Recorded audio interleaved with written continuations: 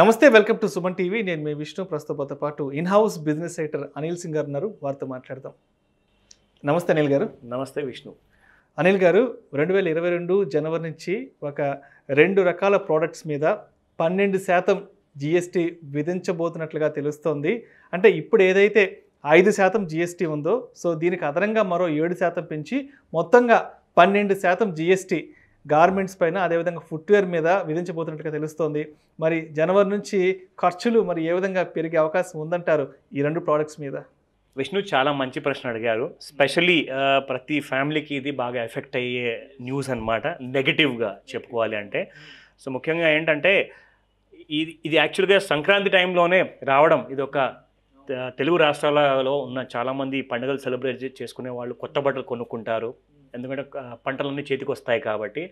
ఆ టైంలో సెలబ్రేట్ చేసుకోవాల్సిన టైంలో ఇది ఒక బ్యాడ్ న్యూస్ లాంటిది చెప్పుకోవచ్చు. ఎందుకంటే ముఖ్యంగా ఇక్కడ ఏమైందంటే ఈ అన్ఈవెన్ డ్యూటీ లాంటిది ఏదైతే ఉండిందో దీన్ని యాక్చువల్గా 2020లోనే జూన్ నెలలో ఇది ఇంప్లిమెంట్ చేద్దాం అనుకున్నారు. ఓకే. కానీ ఆ టైంలో ఈ జిఎస్టీ కమిటీ ఏదైతే ఉందో ఆ కమ్యూనిటీ వీళ్ళు యాక్చువల్గా అంగీకరించలేదన్నమాట. రీజన్ ఏంటంటే పాండమిక్ వల్ల. సో పాండమిక్ రావడం వల్ల ఏంటంటే ఇప్పుడే ఈ భారాన్ని మనం మోపలేము. సో ఎందుకంటే చాలామంది ఫ్యామిలీస్ ఆల్రెడీ ఇబ్బందుల్లో ఉన్నారు కాబట్టి. సో ఏమైందంటే యాక్చువల్గా ఆ cycle of entire economy cycle ఏదైతే స్టార్ట్ అవ్వాల్సింది ఉందో ఈ సంవత్సరం 2021 జనవరి నుంచి చాలా స్ట్రాంగ్గా సైకిల్ మూవ్ అయిపోయింది. దానికి ముఖ్యమైన కారణం ఏంటంటే స్టాక్ మార్కెట్లో ఒక సడన్ జంప్ రావడం, అక్కడ నుంచి రిటైల్ ఇన్ఫ్లేషన్ అనేది తగ్గిపోవడం, దాని తర్వాత ముఖ్యంగా మనం చూసుకుంటే ఇన్కమ్స్ అనేది పెరగడం. ఎందుకంటే అందరు ఇంట్లో ఉండేసేసి అందరు ఖర్చులు తగ్గించేసేసి బాగా ఇన్కమ్ని సేవ్ చేయడం మొదలుపెట్టారు. సో సర్ప్లస్ ఆఫ్ సేవింగ్స్ అనేది మొదలైపోయింది అక్కడ. అండ్ ఎవరైతే జాబ్స్ పోగొట్టుకున్నారో వాళ్ళు ఉన్నారండి, కానీ ఎవరైతే జాబ్స్లో ఇంకా ఇంక్రిమెంట్స్ తెచ్చుకున్నారో, జాబ్ శాలరీస్ పెంచుకున్నారో వాళ్ళు కూడా ఉన్నారు. సో అలాంటి సమయంలో ఏమైందంటే ప్రతి చోట్ల ప్రతి కంట్రీలో ఏషియాలో ప్రాబ్లమ్స్ రావడం వల్ల ఇండియాని ఎక్కువగా ప్రిఫర్ చేశారు. మధ్యలో ఏమైందంటే చైనా కూడా ప్రాబ్లం రావడం వల్ల చాలామంది మ్యానుఫ్యాక్చరింగ్ కెపాసిటీస్ అన్ని ఇండియాకి షిఫ్ట్ అయ్యాయి. So India became very strong. So ఆ disparity of different slab of charges ఏవైతే ఉన్నాయో జిఎస్టీలో 18% యాక్చువల్గా చూసుకుంటే ఎంఎంఎఫ్ అంటే మ్యాన్ మేడ్ ఫ్యాబ్రిక్స్ అంటారు దాన్ని. అది చూసుకుంటే ఎగ్జాక్ట్లీ అది సింథటిక్ అండ్ ఆర్టిఫిషియల్ యాన్ అంటారనమాట. అది ప్యూర్ కాటన్ కాదండి. This is something related to synthetic and artificial an పైన 5% ఉండేదన్నమాట, ఎందుకంటే ముందు జిఎస్టీ. సో ఆ జిఎస్టీ 5% ఉండింది ఫినిష్డ్ ప్రోడక్ట్ పైన. అంటే మీరు కొంటున్న రెడీమేడ్ బట్టలు ఏవైతే ఉంటాయో ఆర్ క్లోదింగ్ ఏదైతే ఉంటుందో, కుట్టించుకోవాల్సిన క్లోత్స్ ఏవైతే ఉంటాయో వీటిపైన 5% జిఎస్టీ. కానీ మ్యానుఫ్యాక్చరర్కి ఎంఎంఎఫ్ ఫ్యాబ్రిక్ మ్యానుఫ్యాక్చరింగ్కి మాత్రం 18% జిఎస్టీ పడుతుందండి. So there is a huge disparity of different kind of taxation అనమాట, ఆ జిఎస్టీ టాక్సేషన్. సో అందులో ఆ 18 and 5 మధ్యలో చూసుకుంటే ఒక 12% అనేది స్లాబ్ ఇంకోటి ఉందండి. సో ఆ స్లాబ్కి 5% నుంచి మార్పించేసి ఏమవుతుందంటే అప్పుడు మీకు 18 and 12 మధ్యలో ఉన్న ఆ డిస్పారిటీ కాస్త తగ్గించేస్తుంది. దాన్నే అంటున్నారు వీళ్ళు యాక్చువల్గా it is known as the inverted duty structure అనమాట.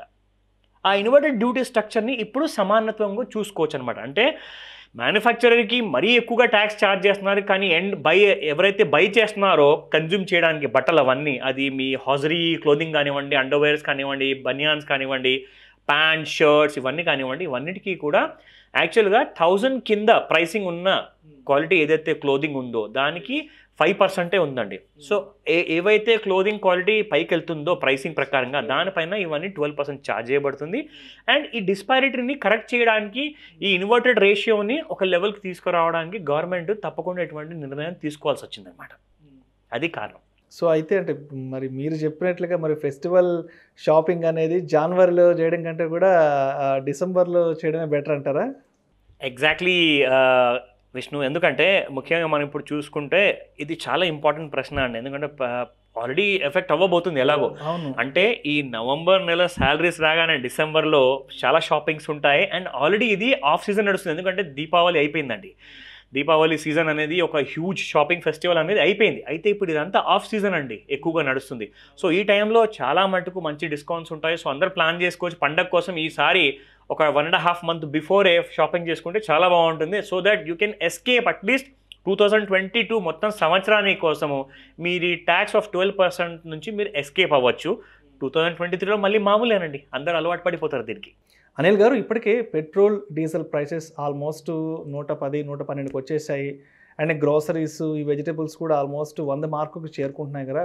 మరి అదనంగా మరి జనవరి నుంచి ఈ గార్మెంట్స్ మరి ఫుట్వేర్ ఖర్చులు మరి కామన్ మ్యాన్ని ఎంతవరకు ఇంపాక్ట్ చేసే అవకాశం ఉందంటారు? మ్యాక్సిమం అండి, అందులో డౌటే లేదు.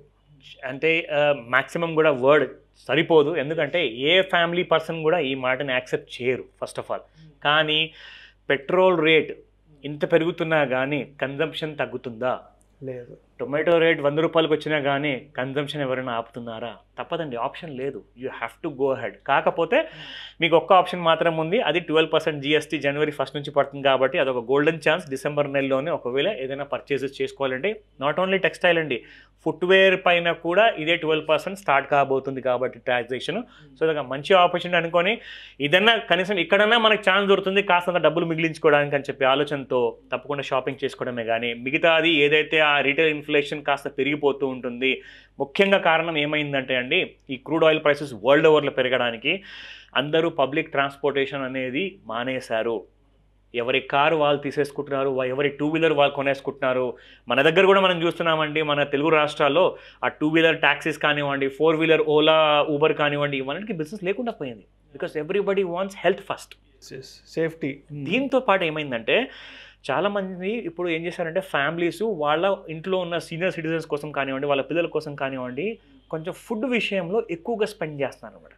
దీనివల్ల కూడా ప్రైసెస్ జాకప్ అవుతున్నాయండి. సో ఈ ఫ్యాక్ట్తో మనము బ్రతకాల్సిందే, దీని నుంచి మనం ఎస్కేప్ చేయలేమండి. అంటే ఇప్పటి వరకు మరి కామన్ మ్యాన్ జనరల్ పబ్లిక్ మరి రాబోయే రోజుల్లో ఎంత ఖర్చుల్ని భరించాల్సి ఉంటుందో సో దాని గురించి తెలిపారు. ఇక మనం దీన్ని స్టాక్ మార్కెట్ వైపు కన్వర్ట్ చేసుకుంటే ఈ ఏదైతే ఉందో ఈ టెక్స్టైల్ అండ్ గార్మెంట్స్ మీద 12% GST పెంచబోతున్నారు కదా. మరి స్టాక్ మార్కెట్ పరంగా చూస్తే మరి ఇన్వెస్టర్లకు ఇది ఏ విధంగా కలిసి వచ్చే అవకాశం ఉంటుందంటారు స్టాక్స్ కొనుక్కునే వాళ్ళకి ఈ గార్మెంట్ సెక్టార్లో? తప్పకుండా అండి, చాలా మంచి ప్రశ్న, మరో మంచి ప్రశ్న. ఇన్ఫ్యాక్ట్ ఈ పెరుగుతున్న ఇన్ఫ్లేషనరీ ప్రైసెస్ని కాస్త బీట్ చేయాలి అంటే మంచి కొన్ని స్టాక్స్లో కూడా లాంగ్ టర్మ్ ఇన్వెస్ట్మెంట్ చేయొచ్చు. ఆర్ సెక్టోరల్ మ్యూచువల్ ఫండ్స్ కూడా ఉన్నాయండి. డైరెక్ట్గా స్టాక్ మార్కెట్లో స్టాక్స్ కొనకుండా ఎవరైతే మ్యూచువల్ ఫండ్స్ అనుకుంటారో ఇటువంటి మంచి సెక్టర్స్లో కూడా ప్రిఫర్ చేసేసి వాళ్ళ దగ్గర ఉన్న చిన్న ఇన్వెస్ట్మెంట్స్ని కాస్త పని చేసేలాగా మంచి స్టాక్స్లో పెట్టచ్చు. ఎందుకంటే మార్కెట్ ర్యాలీ ఇప్పుడే అయిపోలేదు, ఇది నెక్స్ట్ 4 to 5 years వరకు మినిమం ఉండే మార్కెట్ ర్యాలీ. కాబట్టి ముఖ్యంగా మనం చూసుకుంటే ఫుట్వేర్ సెక్టర్లో ఫస్ట్ చూద్దాం. ఎందుకంటే ఫుట్వేర్ సెక్టర్లో కూడా 12% GST మోపడ్ అనేది రాబోతుంది. కాబట్టి ముఖ్యంగా మనం చూసుకుంటే ఇక్కడ ఒక 7 కంపెనీస్ ఉన్నాయండి, the most preferred and strong fundamentals ఉన్న కంపెనీస్. ఇందులో మనం చూసుకుంటే రిలాక్సో ఫుట్వేర్ ఉంది, బాటా ఇండియా ఉందండి, Mirza international, Khadim India, Liberty shoes, Amin tannery, Mayur leather. So ఇవన్నీ మంచి కంపెనీస్ అండి. ఇందులో ముఖ్యంగా మనం చెప్పుకోవాలి అంటే yes, there are 2 big companies which is Bata India and దాంతోపాటు రిలాక్సో ఫుట్వేర్ అండి. సో బాటా ఇండియా చూసుకుంటే అండి దీంట్లో ఇంకా ర్యాలీ మొదలైందండి, ర్యాలీ ఇంకా ఎండ్ అవ్వాల. రీసెంట్గా కూడా మనం మంచి వీడియో కూడా చేసాం బాటా ఇండియా కోసము. సో ఎవరైతే లాంగ్ టర్మ్ కోసం చూస్తున్నారో కనీసం ఒక 1 to 2 years అలాంటి కైండ్ ఆఫ్ ఇన్వెస్ట్మెంట్ కోసం చేస్తే తప్పకుండా స్టాక్ ప్రైస్ చూసుకోకండి, మీకు వస్తున్న లాభం గురించి మీరు ఆలోచించండి. ఎందుకంటే పెన్నీ స్టాక్స్ కావాలి అంటే ఫుట్వేర్ సెక్టర్లో ఉన్నవే 8 స్టాక్స్ అండి, 7 కంపెనీస్. సో ఆ కంపెనీస్లో పెన్నీ స్టాక్స్కి ఒకవేళ బుల్ ర్యాలీలో లేవనుకోండి, మీరు పెట్టిన డబ్బు కాస్త పోతుంది. సో మీరు బుల్ ర్యాలీని ప్రిఫర్ చేయండి, అప్వర్డ్ డైరెక్షన్లో ఉన్న స్టాక్స్ని ప్రిఫర్ చేయండి, అండ్ మంచి ఫండమెంటలీ సౌండ్ ఉన్న స్టాక్స్ని ప్రిఫర్ చేయండి. సో బాటా ఇండియా తప్పకుండా is a good bye for at least appreciation of around 30 to 40% minimum ఉంటుందండి. అంటే maximum sky is the limit అనుకోండి. ఇక్కడ 2000 రూపాయలు ఆర్ 2100 ఉన్న ప్రైస్ కాస్త Bata India you can easily see somewhere about 2800 and 3000 rupees వరకు minimum చూడొచ్చు. సో అట్లీస్ట్ మీరు ఈ ఇన్ఫ్లేషన్ని బీట్ చేసి ఒక మంచి స్టాక్ దొరికినట్టుగా ఉంటుంది మీకు. Now coming to textiles and apparels. Textiles and అపారల్స్లో చూసుకుంటే అండి 206 కంపెనీస్ ఉన్నాయండి. 206 కంపెనీలు. Yes, manufacturers of yarn, man made fabric manufacturers, దాంతోపాటు కాటన్ ఫ్యాబ్రిక్ మ్యానుఫ్యాక్చరర్స్ అండ్ దాంతోపాటు హాజరీ మ్యానుఫ్యాక్చరర్స్ కూడా ఉన్నారండి. స్పెషల్లీ ఆ స్టాక్స్లో మనం మాట్లాడుకుంటే మనం దీపావళి రోజున మన తెలుగు ప్రేక్షకుల కోసం స్పెసిఫిక్గా ఒక వీడియో చేశాము, దీపావళి స్టాక్గా రికమెండ్ చేశాము. అప్పుడు 37,000 దరిదాపుల్లో ఉన్న పేజ్ ఇండస్ట్రీస్ కాస్త ఇప్పుడు మీకు 42,000 దగ్గరికి రావడం. సో ఆ రోజు చెప్పినప్పుడు ఎంతమంది నమ్మారో ఎంతమంది కొన్నారో తెలీదు, బట్ కొంతమంది మెయిల్స్ అంతే పంపించారో, కొన్న వాళ్ళు మాత్రం చాలా హ్యాపీ. సో అది చాలా కైండ్ ఆఫ్ సాటిస్ఫాక్షన్ ఇచ్చే న్యూస్ అనమాట అది. సో తప్పకుండా పేజ్ ఇండస్ట్రీస్ని మీరు ఇంకా ప్రిఫర్ చేయొచ్చండి డౌన్ సైడ్ కరెక్షన్స్లో. ప్రైస్ మళ్ళీ మాట్లాడితే అందరూ ఏమంటారంటే పెన్నీ స్టాక్ చెప్పండి సార్ అంటారు. 206 కంపెనీస్ ఉన్నాయండి. కానీ దీని గురించి ఏంటంటే డీటెయిల్గా అనాలిసిస్ చేసిన తర్వాత తేలింది ఏంటంటే చాలా మటుకు స్టాక్స్ అన్నీ నెగిటివ్ జోన్స్లోకి వెళ్ళిపోయాయి. అంటే ఆల్రెడీ బుల్ ర్యాలీ అయిపోయిందండి, మ్యాక్సిమం స్టాక్స్లో అయిపోయింది. మీరు చాలా కంపెనీస్ మీరు చూసుకోవచ్చు, ఆ కంపెనీస్ అన్నింటిలో కూడా ర్యాలీ అయిపోయింది. ఇప్పుడు కరెక్షన్కి ఎదురవుతున్నాయి అనమాట. సో కనీసము ఈ కరెక్షన్ ఈ నెగిటివ్ న్యూస్ వల్ల ఇంకా ఎక్కువ అవకాశాలు ఉన్నాయి. రైట్. కానీ ఇక్కడ నుంచి మాత్రం ఈ స్టాక్స్ పెరగవు. నేను చెప్పబోయే 2 కంపెనీ పేర్లు మాత్రం తప్పకుండా ప్రిఫర్ చేయండి. అది ఫస్ట్ అయితే పేజ్ ఇండస్ట్రీస్, రెండోది లవబుల్ లాంజరీ.